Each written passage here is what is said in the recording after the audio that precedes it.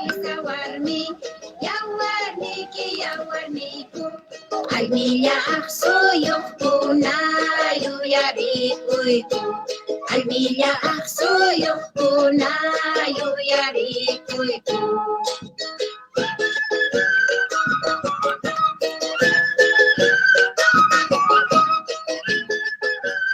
Buenas noches, bienvenidos y bienvenidas. Es nuestro primer encuentro. Vamos a acompañarlos cada lunes a las 8 p.m. de la noche y vamos a ofrecerles nuestras reflexiones sobre el contexto político, social, cultural, artístico. Somos mujeres indias aymaras. Queremos crear un lugar donde se compartan, se repliquen, se reflexionen nuestros pensamientos, los de otras hermanas. Queremos tener un espacio de diálogo, de creación, de encuentro, de debate, de autocrítica, de construcción. Y bueno, nos hemos juntado y vamos a seguirlo haciendo para charlar con ustedes y entre nosotras. El programa se llama Las Caras de Llama. Es está cargado este nombre de nuestra intención de invertir vocablos, de resignificarlos. Sabemos que todavía hay muchos términos que hoy en la sociedad boliviana se usan como claros insultos, con mucho desprecio, con una intención de marcar una desigualdad que debería ser obvia para algunos, de establecer inferioridad para otros, y queremos nosotros usar este nombre, usar este nombre para darle los múltiples significados creadores, desafiantes y transformadores que pensamos generar desde este espacio. Estamos hoy Mayra Paz, está Cuya Reina, nos van a acompañar también Magalí, Bianca y Brisa Nina, que se nos unen pronto, y queremos darle las gracias a Ronald por ser nuestro apoyo técnico para esta transmisión, y obviamente el espacio que el grupo Hicha nos ofrece, que nos acoge con cariño y con mucha apertura. Entonces, vamos a iniciar estas jornadas, estos encuentros, con un recuento, con un relato quizás, ¿no? A cargo de Mayrita, que nos va a decir cuál ha sido su experiencia hoy en las manifestaciones del 8M en la ciudad de La Paz. También queremos hacer mención a todos los movimientos que se han generado, no solo aquí, sino en otras ciudades, especialmente en el Alto. Bueno, Mayrita, te escuchamos. Gracias, saludos compañeras, también saludos a todas las personas que se han conectado y están en este primer programa. Bueno, hoy las movilizaciones por el 8M se han dado en 9 ciudades de Bolivia. En el Alto se ha desarrollado el mitin en la UPEA por los trágicos sucesos. Ha sido necesario hacer presencia ahí, entonces compañeras se han convocado y han organizado el mitin ahí. Y en La Paz ha habido 3 movilizaciones. Las feministas de la articulación pluridiversa, perdón, se me ha escapado el nombre, que han organizado una marcha. Estaba también convocada la protesta en la Universidad Católica por todo lo que ha sucedido, ¿no?, con estas denuncias de violación. Y yo con mis compañeras artistas nos hemos autoconvocado también como mujeres artistas para hacer un plantón en el Prado frente a la Iglesia María Auxiliadora. Hemos estado ahí desde las 11 hasta las 4 de la tarde. Y ha sido importante esta organización. Hemos tenido compañeras artistas que han llegado de otros departamentos también, que se han sentido convocadas por esta acción que se estaba realizando de esta magnitud por primera vez este año y ha sido interesante poder encontrarnos en este espacio, ¿no? Yo concretamente voy a hablar sobre lo de la que yo he participado y de la que tengo conocimiento, que es la convocatoria de las mujeres artistas. Somos mujeres artistas de distintas áreas, danza, teatro, música y de todas las ramas técnicas también, ¿no? Dramaturgia, escenografía, cineastas, vestuaristas, en fin, distintas compañeras que teníamos como objetivo principal visibilizar la violencia machista que está también presente en el mundo artístico, ¿no? Y que de la que no se habla con facilidad. Por lo menos para nosotras sentimos que es complicado porque cuando salen denuncias hacia un agresor que es artista, eh, hay un peso en la sociedad importante porque sí, normalmente a un violador su familia lo defiende, dice no, él no es así, no sé qué, etcétera, etcétera. Cuando es un hombre artista es mucho más pesado porque no solamente cae la familia, sino cae sus fanáticos, la gente que lo sigue, dice, no, ¿cómo? Y no lo creen porque dicen, ¿cómo ese hombre que, no sé, me deleita con sus canciones puede ser un violador? Así. Entonces es muchísimo más complicado, ¿no? Y anulado. Entonces, para nosotras es importante visibilizar esto, ponerlo en evidencia, denunciarlo. Nos hemos organizado hace más o menos un mes atrás, hemos convocado a nuestras compañeras para que nos den, para quienes se animen, pasen sus testimonios que quieran denunciar. Hemos recibido alrededor de 35 testimonios de compañeras que han sufrido distintos hechos de violencia en el ámbito artístico y luego también hemos solicitado que nos manden comentarios machistas que las compañeras escuchan a diario en su rubro de trabajo, ¿no? El artístico. Entonces siempre es la anulación, la invalidación de nuestro trabajo, eso. Y ha sido importante. Para nosotras ha sido importante poner el cuerpo porque nosotras como artistas tenemos nuestro cuerpo como herramienta de trabajo, ya sea para el teatro, la danza, el canto, etcétera. Nuestra herramienta de trabajo es nuestro cuerpo y cuando ponemos en escena algo es nuestro cuerpo que está ahí puesto al servicio del trabajo que estamos entregando. Entonces queríamos hoy también poner el cuerpo para que nuestra protesta sea escuchada y también para sostenernos entre nosotras y poder aguantar más, ¿no? Y poder denunciar todas estas cosas que están pasando en el mundo artístico y que ya no haya esta romantización de lo que es el artista o de lo que es el mundo artístico. ¿No?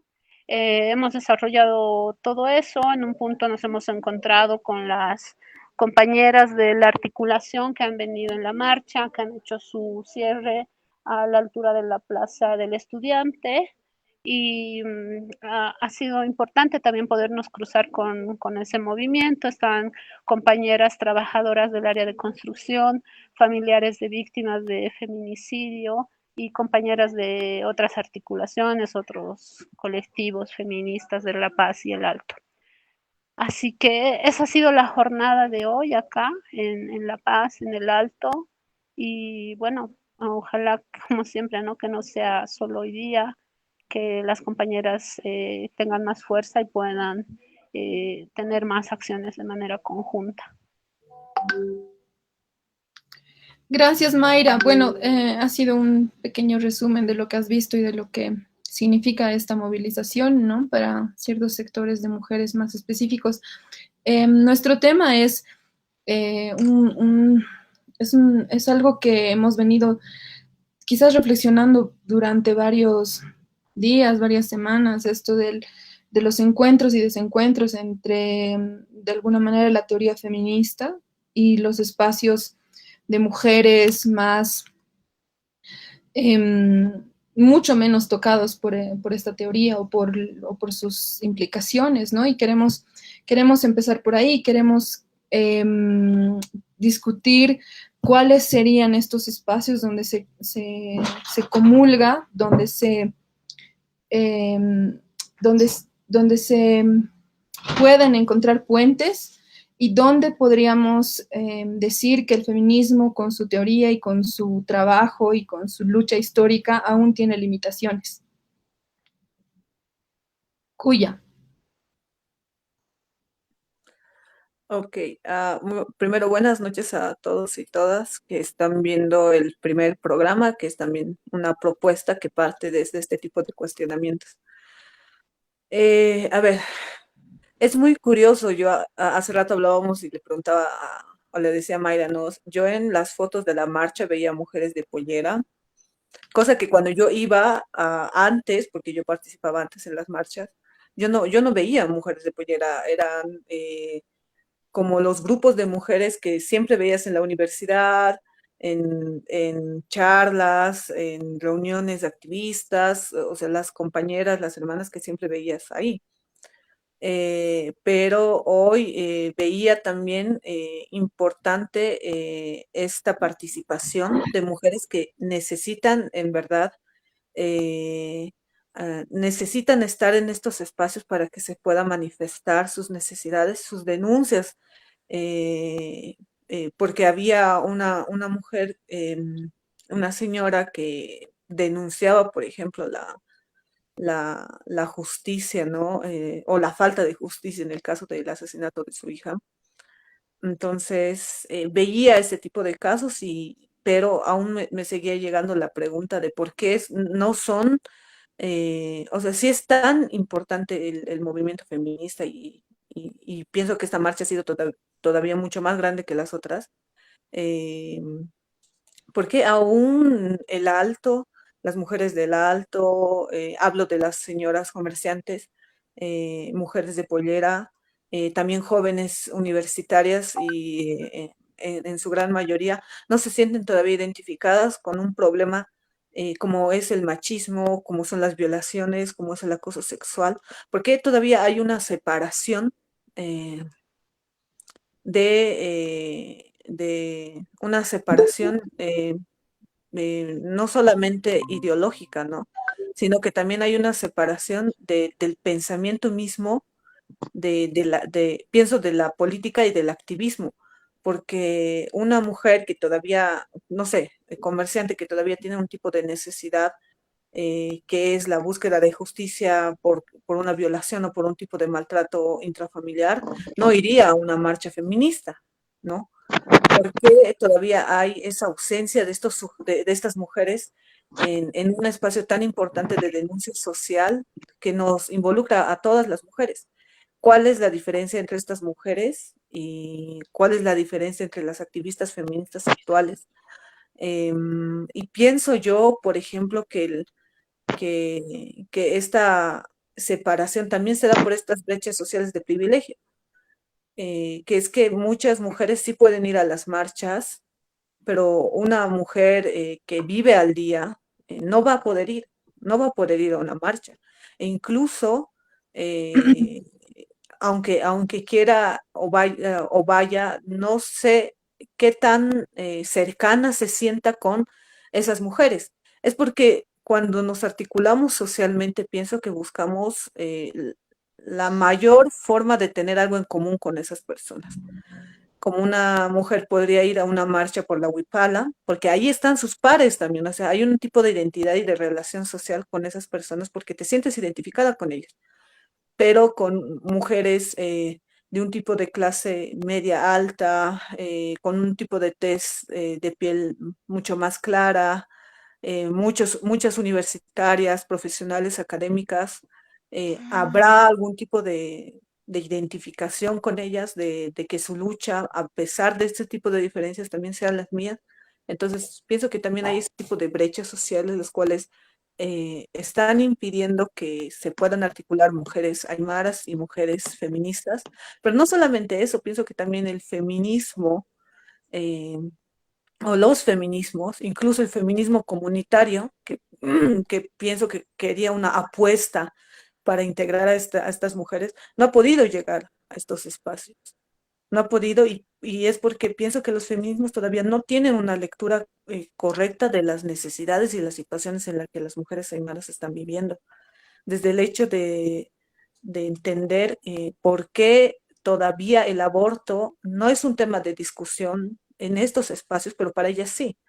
¿Por qué es tan importante todavía para muchas mujeres el hecho de poder concebir hijos sin este tipo de imposición de pensamiento del aborto? Entonces, esas cuestionantes todavía pienso yo que falta mucho discutir en los espacios feministas. Bueno, gracias, Cuya. Quisiera que Brisa y Mayra también, que hagamos desde este espacio algo más fluido, que no tenga que cederles la palabra para que hablemos. Em, quisiera pensar un poco, más bien que pensemos juntas sobre esto que ha pasado desde la Fundación Cadima, de la Fundación de Mujeres Aymaras, que es una propuesta para penalizar la infidelidad y que una representante bueno, varias representantes de grupos feministas se han manifestado acerca de, pero sobre todo una que es la, la que cita es el artículo de opinión, que es miembro de este grupo Mujeres de Fuego, Ángela Nogales, que ella dice el artículo, ¿no? Estoy citando, que es una locura pensar en una penalización por la infidelidad. Lo que me interesa aquí es que reflexionemos por qué lo primero que pensamos es que es una contradicción a lo que el movimiento feminista ha trabajado, por decirlo de alguna manera, ¿no? Porque los parámetros por los que se juzga a las mujeres, la idealización y las limitaciones de su vida sexual, etcétera, son luchas que pertenecen al movimiento feminista, o por lo menos que se han ido articulando a partir de este movimiento. Y me llama que la mirada moderna, entre comillas, va a calificar. Creo que hay mucho en el feminismo que tiene que ver con ciertos grupos, con ciertas clases sociales en el mundo, no solo en Bolivia. Creo que hay una mirada impositiva. También creo que de alguna manera lo que se teoriza a partir del feminismo, las cosas que que van ganando espacio, entonces tienen que ser aceptadas en todos los espacios, que esa es la manera de ser. A mí no, no voy a empezar a decir, esto es legítimo, esto está bien, porque no creo que corresponda a nadie decir eso, pero creo que asumir una petición de un grupo de mujeres organizado, que además no es una cosa espontánea, que definitivamente ha pasado por varios procesos y que se manifieste en esta propuesta, significa que es la respuesta a una realidad concreta, como siempre lo ha sido para las mujeres que no son parte de estas marchas, que nunca han sido parte de la teorización feminista, pero que en realidad la entienden y encuentran una forma de solucionarla. Dicen. Yo creo que tiene mucha relación con el punto anterior, donde planteamos y hablamos de esto, ¿no? De que no hay esta llegada del feminismo, de los feminismos a las hermanas, las tías que están en los mercados, que están en los comercios, etcétera, etcétera, ¿no? Y es así porque la verdad yo también pienso que muchas veces muchas compañeras hablan desde la teoría, desde yo he leído esto así, así es el ideal, a esto hay que llegar y esta es como la verdad y eso es lo que está bien y hay una mirada vertical de eso y de cómo se tiene que aplicar. Esto que yo pienso está bien y así se tiene que hacer. Y si vos planteas otra cosa, no es que estás mal porque no te has deconstruido o no sé qué o no sé cuántos, ¿no? Entonces hay todavía esa... y es mismo que se juzga en el feminismo, en los feminismos, la, la mirada paternalista alguien, ¿no? Entonces está sucediendo lo mismo. y no está sucediendo el escucharnos y el ver por qué estas compañeras están planteando esto que me parece tan loco, tan pucha, sacado de los pelos, ¿no? No hay eso como, a ver, me acercaré, aprenderé. Estas hermanas me pueden enseñar a mí también, no solamente los libros de Europa o de otros lados me van a enseñar, también puedo aprender de estas hermanas que desde su cotidiano, desde su concreto, desde su realidad, me pueden enseñar también a mí, yo puedo aprender, no hay esa lectura todavía, ¿no? Entonces, por eso también es bastante alejado, ¿no? Por eso también las compañeras no van a ir a las marchas, no se sienten convocadas. En las marchas también es cierto, yo también que he participado ahí, es una cosa súper rara. Yo me pongo a pensar en mi mamá, en mi abuela, no van a ir nunca, porque están ahí un montón de mujeres locas gritando, maquilladas, con ropas extravagarias. No, no van a ir y no se van a sentir convocadas ahí. Van a ir con sus compañeras gremiales porque es un tema que les convoca, que les interesa, que les llama, ¿no? Entonces, yo creo que esa es una autocrítica que falta mucho al feminismo o los feminismos, como ahora plantean tanto, que aún no ha llegado a analizarse y a realmente desenredarse y saber qué está pasando, ¿no? Brisa, bienvenida. Hola, hola Sharol, hola, saludos Reina, Mayra. Sí, es un tema en la cual, bueno, hablando sobre el tema de feminismos, de mujer aymara, eh, creo que hay mucho que reflexionar. Yo creo que muchas mujeres aymaras no se sienten convocadas también por estos grupos feministas de diferentes tipos de tendencia. Ya hablaba por allí reina sobre el feminismo comunitario, un feminismo anarquismo, etcétera, y sobre este tipo de feminismos más de sectores de mujeres de cierto nivel privilegiado. Creo que en eso coincidimos. ¿Qué es lo que le falta entonces a la teoría feminista o a estos movimientos para encontrarse en espacios no tan, no sé cómo llamarlos, no tan cómodos para ellos mismos? O no Quiero, necesario, o no se necesita que el feminismo y su teoría o sus em, abiertas, no sé, no sé, no encuentro la palabra, no sé si se puede decir militancia feminista, ¿no? Pero es necesario que sus pensamientos y sus reflexiones invadan estos espacios, van a ser bienvenidos, no son bienvenidos. ¿Qué piensan?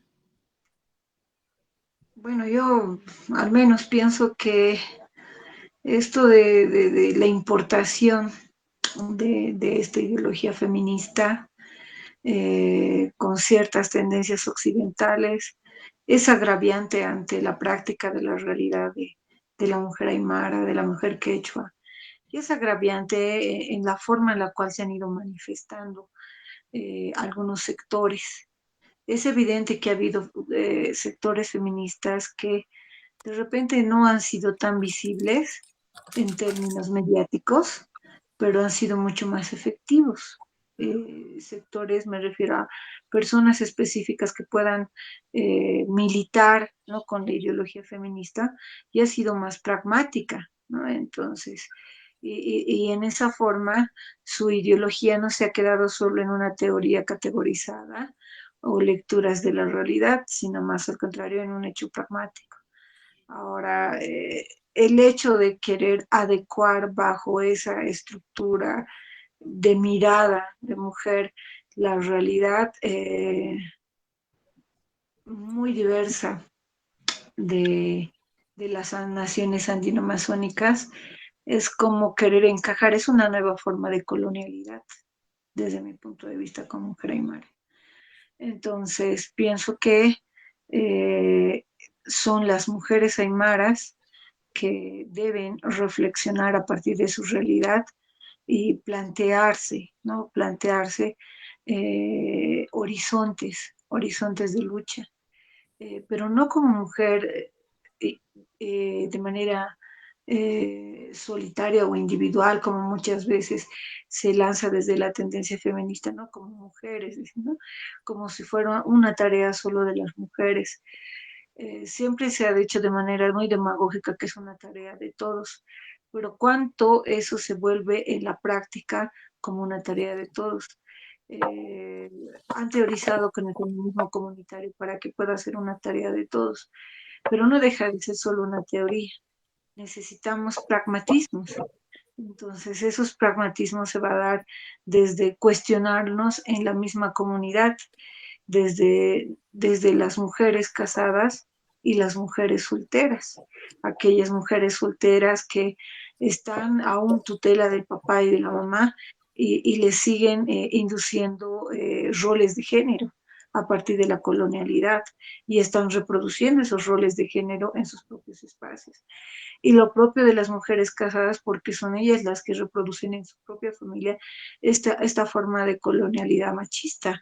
Y eso quiere decir que incluso en varios sectores, incluso se podría decir indianistas, si bien entre los hombres mantienen un discurso de liberación, etcétera, pero en su práctica misma no se ve el apoyo mutuo con sus esposas, en el sentido de fortalecer el liderazgo de sus esposas, fortalecer, no siempre será un liderazgo político, ¿no? Muchos piensan, tiene que ser, no necesariamente, puede ser un liderazgo emprendedor también, ¿no? Diferentes facetas, pero si no se tiene claro eso, eh, se sigue cayendo en la misma demagogia, ¿no?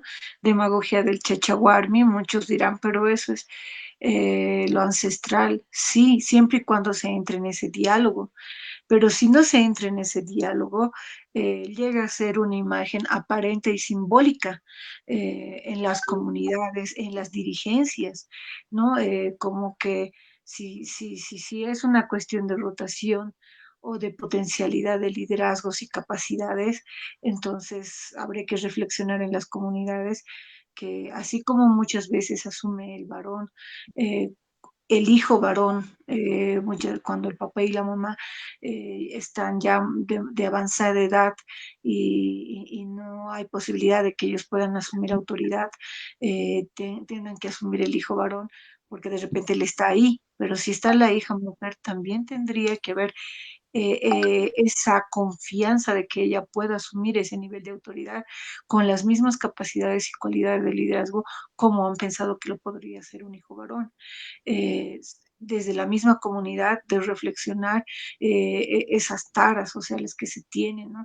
Enfrascados en su mente de que solamente las parejas o solamente el varón, sino también de reconocer de que también la mujer pues, es un individuo que puede liderizar y que si en ese momento de manera circunstancial está soltera, pero está asumiendo las responsabilidades del papá, de la mamá y del espacio donde conviven, que en el caso de la comunidad es la tierra donde produce sus alimentos, entonces de esa misma forma se pueda confiar. Entonces hay mucho que analizar y reflexionar, no solamente en criterios ideológicos, sino en criterios prácticos. Entonces es por eso que estas formas de reivindicación y de protesta de los sectores que se declaran ser feministas no son de mucho agrado y empatía con las hermanas, con las tías y con las abuelas que muchas veces han demostrado esta lucha, de repente no la han teorizado, pero sí la han demostrado en el espacio que han estado, ¿no?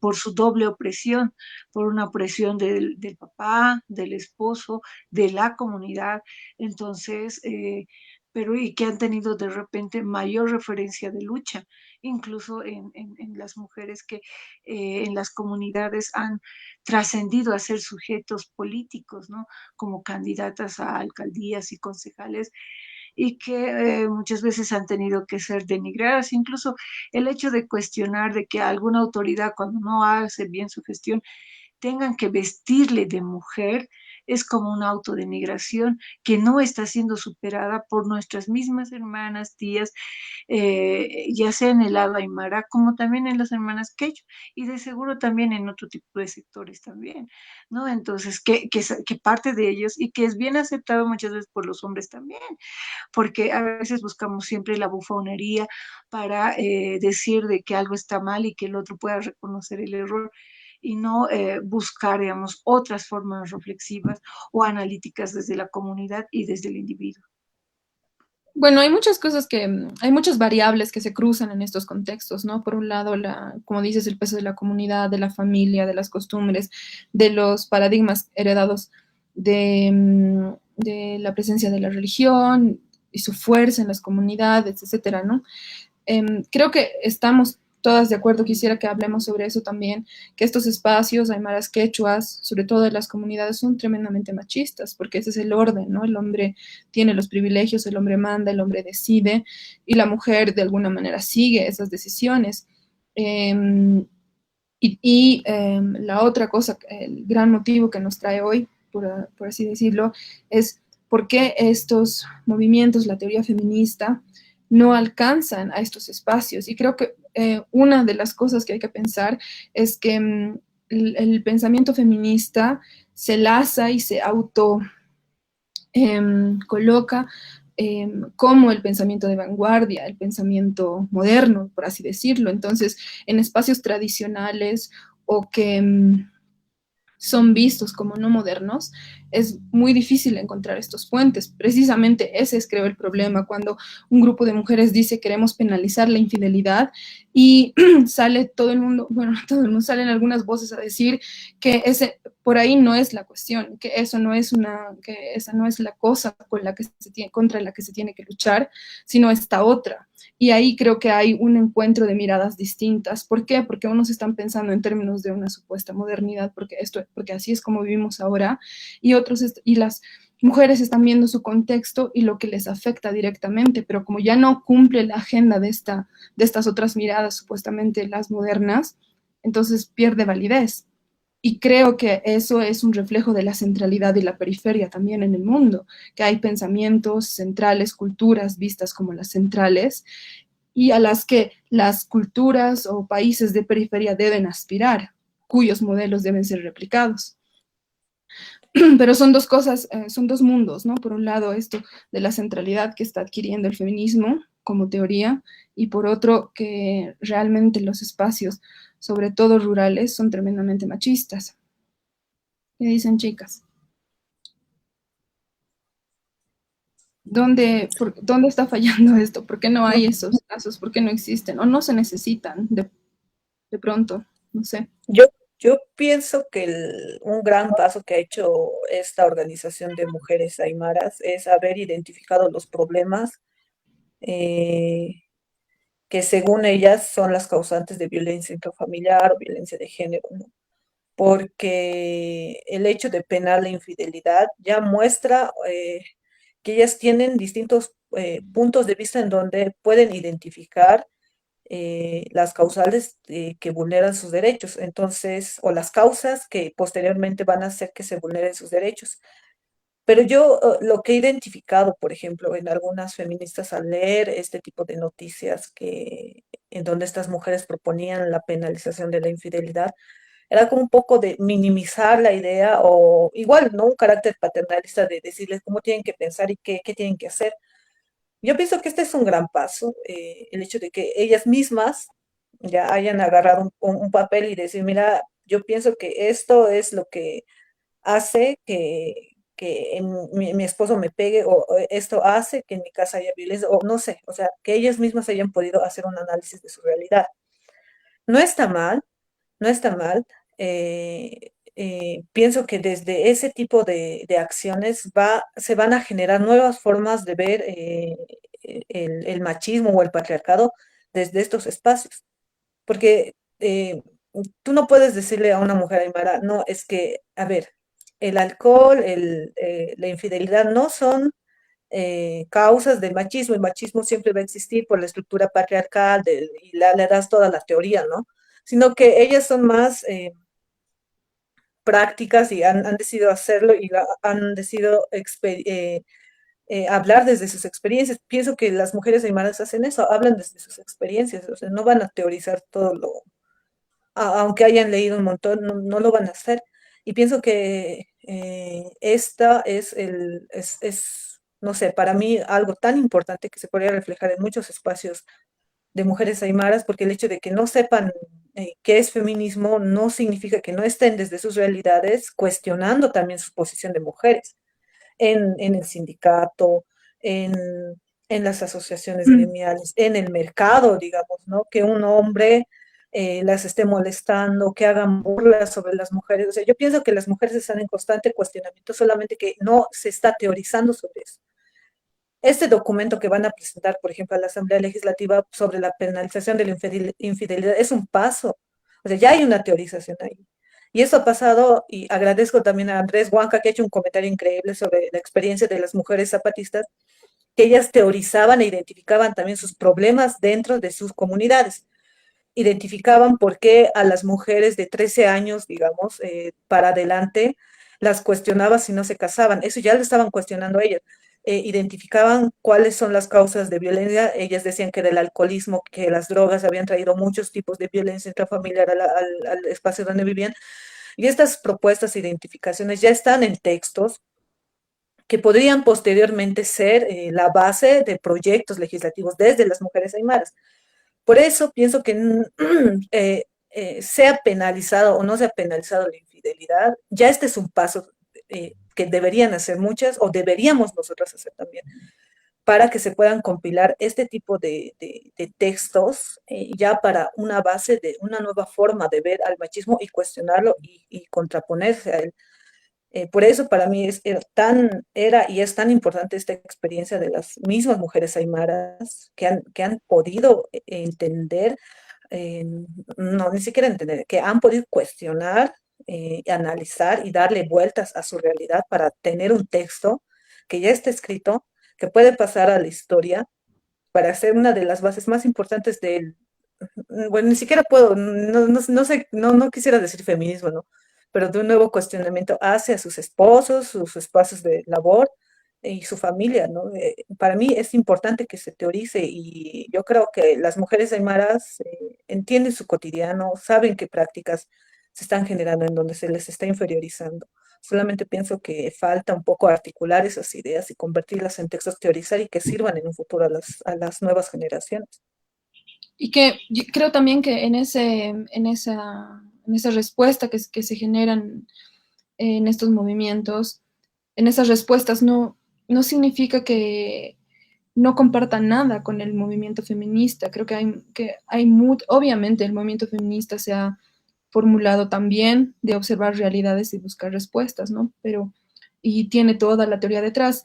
Pero no creo que estos espacios o las mujeres de estos espacios tengan que pasar por un entrenamiento o por una capacitación feminista para saber lo que necesitan y actuar en consecuencia. Cuando una mujer miembro de un espacio sindical o de un movimiento político sabe que para ser autoridad tiene que estar acompañada de su esposo, tiene que tener el permiso de su esposo, y plantea en un ampliado y dice, esta regulación tiene que ser cambiada y se eleva a todas las instancias y pasa esto por todos los procesos que tiene que pasar, es una acción concreta para cambiar su realidad y para afectar a las que vienen.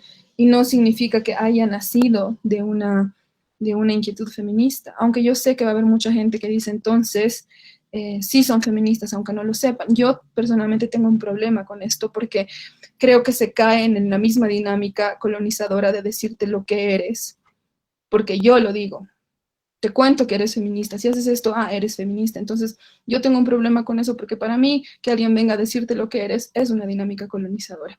Y cuando alguien pretende tomar las formas o las dinámicas de búsqueda de liberación de estos espacios y secuestrarlas para su teoría, también es una dinámica colonizadora. ¿Qué dicen?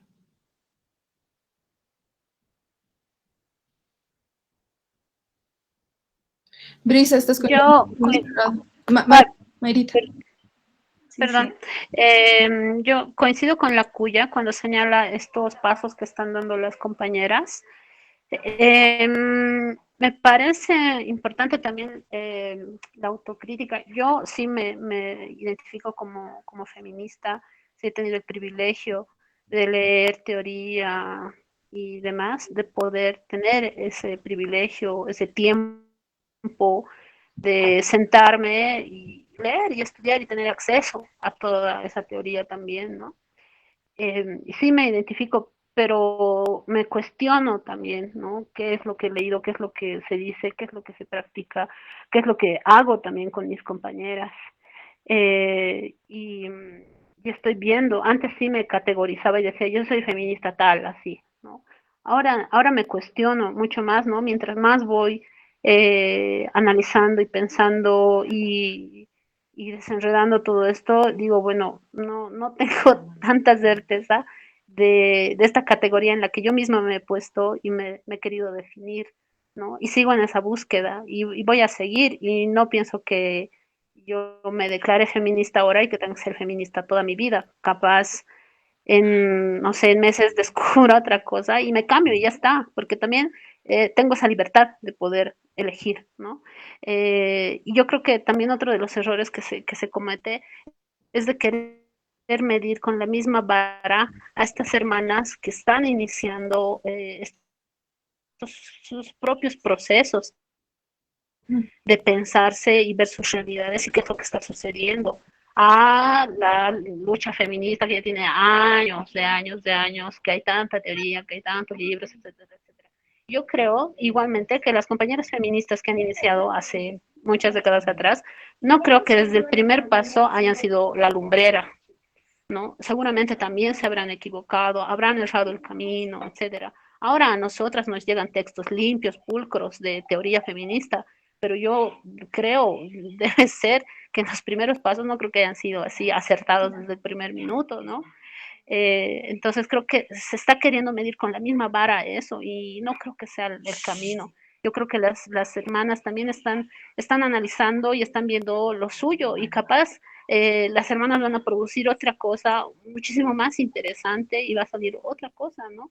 Entonces, hay que respetar esos procesos y yo lo que pienso también es eso, ¿no? Hace rato lo que les decía, el feminismo dice muchas cosas, no usurpar la voz de las otras, no hablar por otras compañeras, etcétera, etcétera. Hay que practicarlo. No se puede anular lo que otras compañeras están planteando desde su realidad, ¿no? Entonces, yo creo que mucha de la teoría hay que ponerla en la práctica, ¿no? Eso falta mucho, ¿no? Y dejar de pensar que estamos en lo correcto, ¿no? Que lo nuestro fue ideal y no es así.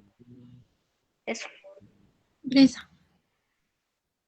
Sí, bueno, estaba hace unos momentos mencionando respecto a lo de la propuesta del CEDIMA, como bueno, el CEDIMA es una ONG, ¿verdad? Entonces, como ONG que ha ido convocando, muy parecido al CIPCA también, sectores de hermanas del áreas dispersas en su mayoría, pero también un cierto grado de convocatoria también en el área urbana, ¿no? Sobre todo en el alto. Entonces, eh, pienso que todo aporte que pueda generar la igualdad, la posibilidad de que tanto mujeres como hombres podamos dialogar y sobrellevar las contradicciones sociales, económicas, y asumir todas esas deficiencias, todas esas cargas coloniales, va a permitir y va a ser bueno, ¿no? Como lucha social. Ahora, de ahí a querer etiquetar de una vía, de otra, porque muchos han ido etiquetando de manera burlona a una situación así. Hay personas que con sus miradas occidentales, eh, desde su mirada y paternalista, por cierto, ven una mirada burlona a ese tipo de propuestas, pero si esa propuesta hubiera o tal vez estuviera vigente en un país al cual denominan primermundista, como en Suiza, de repente no se burlarían, ¿no? Te dirían, este tipo de propuestas hay y lo halagarían, ¿no? Entonces, mucho parte desde su mirada colonial de quien habla y de quien dice. Eh, Eso por un lado. Por otro lado, bueno, yo creo que eso ha partido más de un espacio en la cual este tipo de instituciones ONGs generan, ¿no? Generan este tipo de miradas que, claro, como propuesta no me parece, digamos, algo malo, pero me hubiera parecido mucho más rico, más delicioso en el hecho de que las hermanas en las mismas comunidades, o sea, que se visualice realmente esa lucha de las hermanas de las tías cuando están pugnando en las comunidades.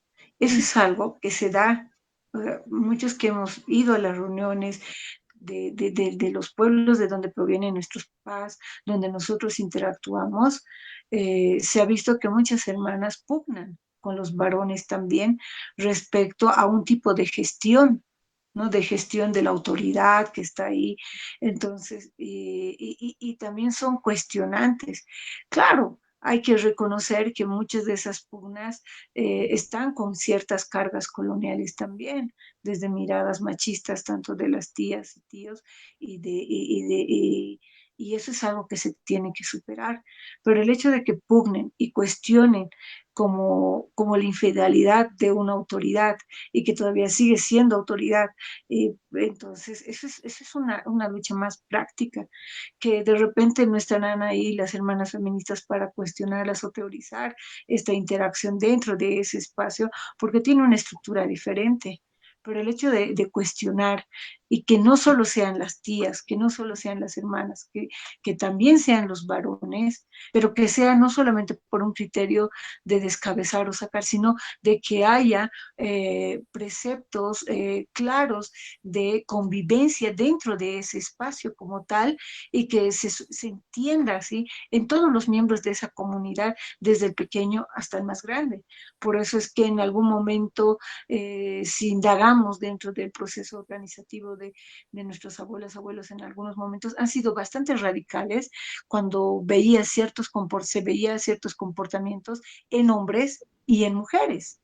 En algunos momentos han tenido que ser expulsadas las mujeres de una comunidad por precisamente la infidelidad y han tenido que desterrarse, irse con sus guaguas, irse de ese espacio para buscar una forma de subsistencia.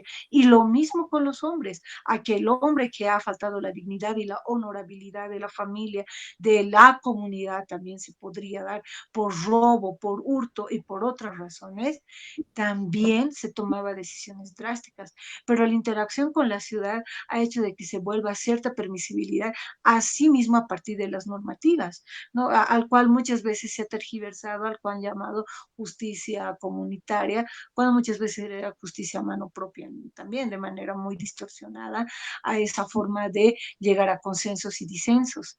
Entonces, es mucho más complejo.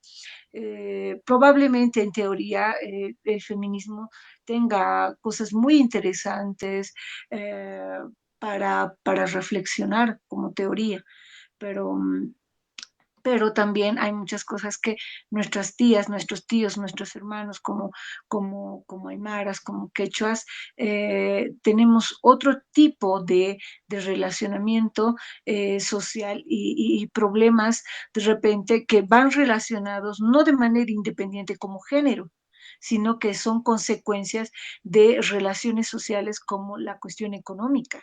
¿No? O sea, ese trato de subordinación va condicionada a una cuestión económica, algo que se considera superado en los países primermundistas donde la mujer es profesional y es la que tiene sus ingresos propios. Entonces, su lucha va a estar marcada muy, muy, muy limitada a una cuestión de género, pero porque tiene esas particularidades diferentes a la que es de la mujer que está en el Alto o en Santa Cruz, etcétera. Entonces, esa relación de subordinación no se va solamente en una cuestión de género, sino una dependencia económica, a una carga social social, porque incluso por eso es que el tipo de reflexiones que se pueda dar por una feminista, no sé, europea, va a ser muy chocante con la realidad que pueda reflexionar con una hermana o hermano que interactúa con las comunidades, porque el relacionamiento no solo es de individuo como género, sino es en colectividad. Entonces, si realmente se cree superarse aquello, debe reflexionarse en comunidad y eso involucra entrar en una forma de batalla interna, porque también tiene que asumir la mujer, y muchas veces las mujeres no asumen esa mirada, son las que reproducen también esta mirada machista, pese que está luchando internamente, pero no asume y sigue reproduciendo en pequeñas formas también. Y lo mismo pasa con los varones, ¿no? Pese de que puede haber familias donde hacen que sus hijos se involucren en las actividades del hogar, porque es una responsabilidad de subsistencia humana, no de roles de género, en el trato de que tienen para constituir su familia es donde ven también su machismo, de cómo tienen que organizarse como pareja. Y si tienen relaciones con la comunidad, ahí hay una doble responsabilidad, cómo se comportan dentro de su medio social con sus amistades y cómo se comportan dentro de la familia, porque dentro de la familia no todos están teniendo una mirada abierta de relacionamiento de esa pareja. Dentro de esa familia van a haber tíos machistas, tías machistas, que si algo no encaja dentro de sus preceptos, van a ser los primeros verdugos, las primeras verdugas para juzgar a uno y a otro. Entonces, es mucho más amplio este tipo de situación, que probablemente en primer mundo y bajo las situaciones feministas pueden decirse superadas, precisamente por esta dependencia económica y por esta cuestión cultural también. Entonces, por eso es que no es tan empático, ¿no? Este tipo de teorías, porque tampoco las hermanas se van a poner a leer ese tipo de teorías para decir quiero ser libre, sino va a vivir en su vida misma una forma de opresión para luchar contra ese tipo de opresión, ya sea contra su esposo, ya sea contra su misma familia que puede ser la que oprima, o la compañera de trabajo que puede ser su misma compañera de venta en términos de comercio o de alguna otra actividad. Entonces, es ahí donde va a actuar, pero no por una cuestión teórica. Y lamentablemente muchas feministas piensan, y eso es lo que difiero con sectores que se declaran de manera directa feministas, que tienen una cuestión muy paternalista, que consideran que deben estar marcadas en su teoría para decir que se tiene que luchar por mejores condiciones para las mujeres, como cuestión de género, pero no solamente debería ser para las mujeres, porque en el caso de los hombres y de las mujeres aymaras hay varias formas de opresión, y varias formas de opresión porque se sigue sufriendo la cuestión de la colonialidad y el racismo.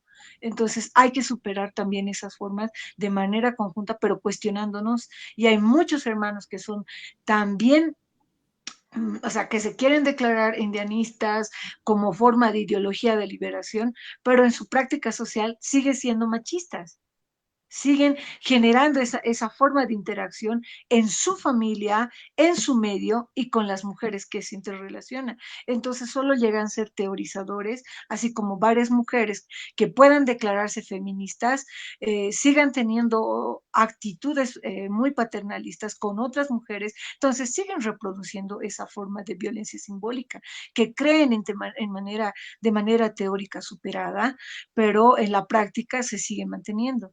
Entonces, esta es una reflexión constante y que no parte solamente de una cuestión de qué teoría o como ideología, cómo se concibe, sino de cómo lo pugnamos al día a día en nuestras familias, en nuestras vidas, con nuestras hermanas, reflexionando, cuestionándonos nosotras mismas, porque podemos también nosotros reproducir por todo el medio que estamos ahí de forma simbólica, implícita, incluso hasta en la forma de chistes, ¿no? Porque lo normalizamos tanto que hasta nos parece gracioso y le encontramos gracia, cuando es algo que no deberíamos reproducirlo. es algo que no debería causarnos gracia, ¿no? Entonces, hay cuestiones así que pasan, ¿no? Sobre todo cuando visten a un hombre con una mujer, se burlan los hombres y les parece gracioso y les es agradable y normalizan. O cuando dicen a una mujer que está jugando en el campo con balón mucho tiempo, le dicen marimacho y se empiezan a graciar de aquello y la otra persona de asumir ese tipo de situaciones también, porque tanto lo reproducen esa colonialidad que la otra persona lo asume y dice, bueno, sí, soy marimacho, pero ya como una forma de defensa. Pero esa persona, si no lo rechaza después para seguir continuando, va a seguir etiquetando a otra persona que tenga las mismas características y le dirá también, a mí me han dicho marimacho, entonces tú también puedes ser marimacho, sí, y lo dirá de manera más como una forma de defensa o normalizada, y eso está mal, porque es una forma también de agradar. Es como cuando los políticos, como en este caso este candidato que ha ganado en La Paz, utiliza una autorracialización para encajar dentro de espacios sociales. Al decir negro, cuando eso debería haber sido superado por, bueno, al menos se consideraba superado y pugnado por las comunidades afros. Entonces, son cuestiones así que uno prefiere utilizarlas solo para encajar o agradar a otros y no autorreflexionar y criticarse a sí misma y criticar constantemente, pero no criticar solamente oralmente, sino criticar en la vivencia misma. Comparto en el aspecto de Mayra en el sentido de autorreflexionar y decir, sí, si el ser feminista debe formarse o verse desde una cuestión más práctica, entonces tiene que ser algo que se vea desde el hecho mismo. Es como cuando los cristianos se declaran y dicen, yo soy cristiano, yo soy cristiana, pero cuando primero declaran que son cristianos y cristianas, siempre va a estar el ojo juzgador para ver cuán cristiano o cuán menos cristiano es.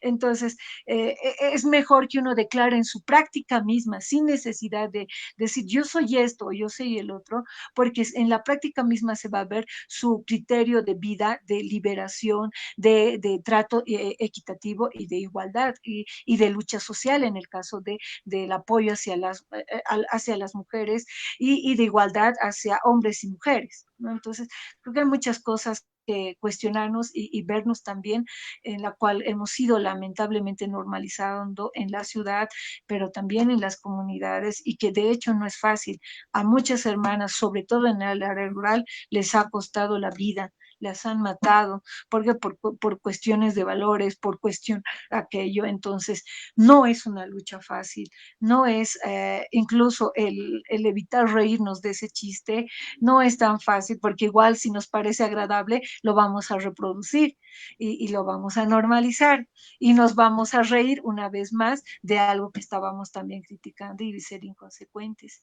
¿no? Entonces, creo que hay muchas cosas que reflexionar, hay muchas aristas que decirlas y creo que tal vez el tiempo ni nos alcance.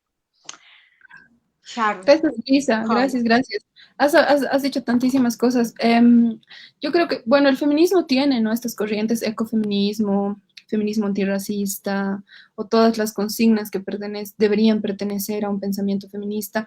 Yo quiero, bueno, dejar en claro que nosotras no entiendo de lo que nos conocemos, ninguna de nosotras es antifeminista en el sentido de que quisiéramos que esa lucha desaparezca, ¿no? Yo obviamente sé que los privilegios que tengo y la accesibilidad que tengo de alguna manera proceden de la lucha feminista. Lo que queremos en este espacio es ver sus limitaciones y entender también en qué medida nos sirve o no, o en qué medida nos limita o no el feminismo en sí. Yo creo que hay mucho tela por cortar y tal vez se haga en los siguientes programas de cuando una mujer feminista que se reconoce a ella misma feminista, pero sabe su privilegio de clase o su privilegio de color de piel, conoce las variables, los beneficios que esto le puede dar cuando se enfrenta a una mujer india, a una mujer negra, a una mujer racializada, a una mujer en claro privilegio. Ella, generalmente la mujer,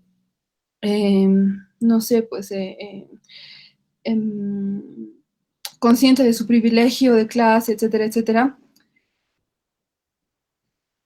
hay estas dinámicas en las que ella manipula este privilegio y va a ser en este encuentro la mujer blanca, por decirlo de alguna manera, la que exprese sus emociones, la que reclame, la que tenga esas libertades y va a ser la mujer racializada al frente de ella la que estoicamente se calle, la que baje la mirada, la que no tenga las armas para seguir su camino en ese encuentro, quiero decir, ¿no? Entonces, creo que obviamente la mujer en todo el mundo enfrenta situaciones de desventaja en todo sentido, no por nada este movimiento es mundial, no por nada el 8M tiene tanto peso, pero queremos entender en esos matices, en esos resquicios, dónde es que estas mismas armas, estas mismas teorías, en el momento en el que se ponen frente a frente a una mujer blanca, entre comillas, o sea, asumiendo todo lo que esto significa simbólicamente, frente a una mujer racializada, cómo se usan estas armas, cómo estas mismas armas traicionan a las mujeres racializadas. Eso es lo que queremos hacer, reconociendo obviamente todo lo que nosotras mismas le debemos al movimiento feminista. Y bueno, ahora vamos a cerrar con los puentes, ¿no? Por dónde el movimiento feminista se podría encontrar con las luchas de las mujeres indias, de las mujeres racializadas. Pero antes quiero hacer un apunte sobre la mirada condescendiente del feminismo también, porque hay esta idea de que, bueno, yo encuentro a una mujer que no es feminista, entonces yo me acuerdo de cuando yo no era feminista y me daba miedo todo lo que se podía asociar con el término feminista, entonces está bien que no sea feminista, como si la adquisición de un conocimiento más elevado, de una conciencia más refinada, fuera a hacerse feminista. Entonces yo, feminista, voy a de manera condescendiente aceptar a esta mujer que no es feminista y esperar a que lo sea. Y yo tengo un problema también con esa postura, porque creo que es tremendamente condescendiente, tremendamente paternalista y que se asume como el centro y que se asume como la cima del conocimiento. Y no creo que sea así. Pero bueno, vamos a cerrar en realidad con estos lazos en los que sí se encuentran estos espacios de mujeres aymaras y la lucha feminista, donde hay estas uniones, donde somos lo mismo, si se podría decir. No hay lazos, digan, obviamente. Yo Las creo que sí ONGs, hay. eh, yo creo en que las sí hay. ONGs se encuentran las hermanas del área rural y también las hermanas, como tú dices, blancas. Ahí se encuentran, Cheryl. Mm, No sé. de una forma condescendiente también, ¿no? Porque le tienen que enseñar feminismo, digamos, a las mujeres del Exacto. campo, ¿no?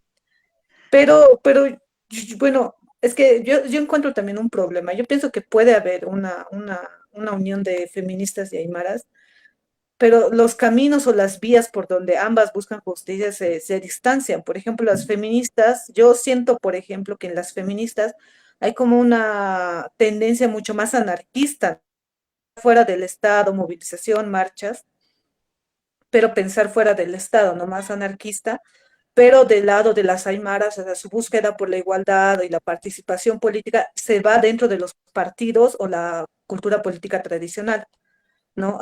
Son esos espacios los que buscan las mujeres, pienso yo, para poder llegar, digamos, consolidar propuestas o no sé, o consolidarse ellas como en un espacio de poder. Mientras que las feministas yo las veo muy lejos de los partidos políticos, por ejemplo, ¿no? Es como que están buscando otras alternativas, mucho más alejadas y interpeladoras, pero alternativas, y ahí es donde no se encuentran. Por ejemplo, tú, o sea, dile a las feministas, por ejemplo, a las activistas feministas, participen de un partido político, o sea, no van a querer, porque su pensamiento de llegar a esa igualdad social está en otro espacio político. Pero tú dices a las mujeres aymaras que participen en un partido político para estar en un espacio de poder, y yo te apuesto a que ellas los van a aceptar por la necesidad también de interpelar, no solamente de interpelar, sino de también sentir ese tipo no sé, de sentirte par con un hombre que durante mucho tiempo ha estado en el poder y tú totalmente O al menos que haya subalterno. un aparato legal que proteja lo que tú estás lanzando, digamos, ¿no? Exacto, Al menos pues yo entonces, creo que eso es lo que uno busca, ¿no? En el caso de las ujú. mujeres, buscar un aparato legal en la cual te dé condiciones, sí, comparto plenamente, Rin. Bueno, chicas, Eh, hay tiempo, no sé, o sea, ya es nuestra hay hora, tiempo ya. hay tiempo. Sí, Bueno, yo la solo eso. Creo que ambas buscan un tipo de, o sea, buscan igualdad social. Hay una identificación del machismo. Ahí creo que se encuentran que ambos se verdad. identifican el machismo desde su cotidiano. Pero lo que las separa es estos caminos y estos rumbos, este tipo de construcción de su realidad a partir de su análisis. Eso es lo que ambas las tienen una brecha mucho mayor, en donde no se están encontrando. Es que también es una cuestión cultural. Esos Ujú, caminos parten por una cuestión cultural. O sea, ujú. ¿por qué buscan las hermanas del área rural este camino? Es porque la cuestión cultural permite de que ellas tienen enraizado de que el espacio donde debe resolver es en la comunidad con normas colectivas y que esas normas colectivas protejan a todos los miembros de esa comunidad, desde el más pequeño hasta el más grande, del hombre y a la mujer. Entonces, el hecho de buscar estas normas busca un reconocimiento y una legitimidad de la comunidad para de conocimiento de todos y no solo de una de las vías para hacer notar este tipo de imposiciones o este tipo de opresión, ¿no? Entonces, creo que por eso digo que es una cuestión cultural y esa cuestión cultural, mientras se sigue importando tal cual como teoría, no va a ser leída de la forma que ellos quisieran en las comunidades particularmente y va a ser rechazada como ha sido rechazada por mucho tiempo y aún sigue siendo rechazada y criticada, ¿no? Entonces, SEDIMA ha sido una o es una ONG bastante estratégica, porque para plantear este tipo de propuestas ha ido haciendo varios talleres de liderazgo con hombres y con mujeres.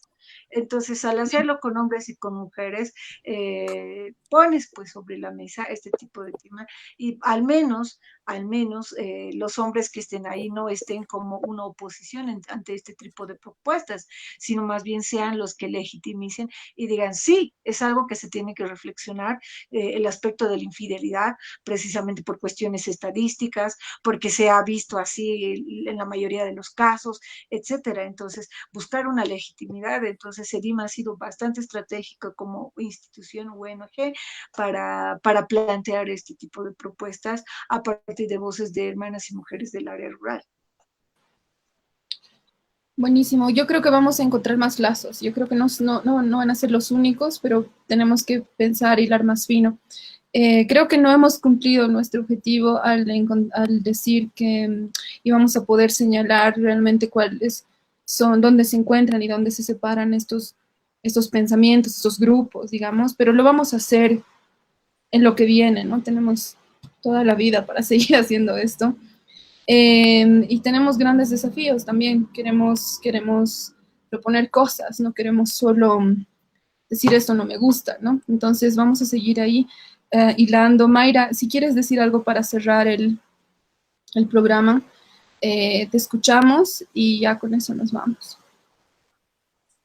Mayrita. Sí, Mayra, muchas gracias, compañeras. Muchas gracias por el espacio, por este encuentro, por invitarme. Yo como feminista declarada, aprendo muchísimo.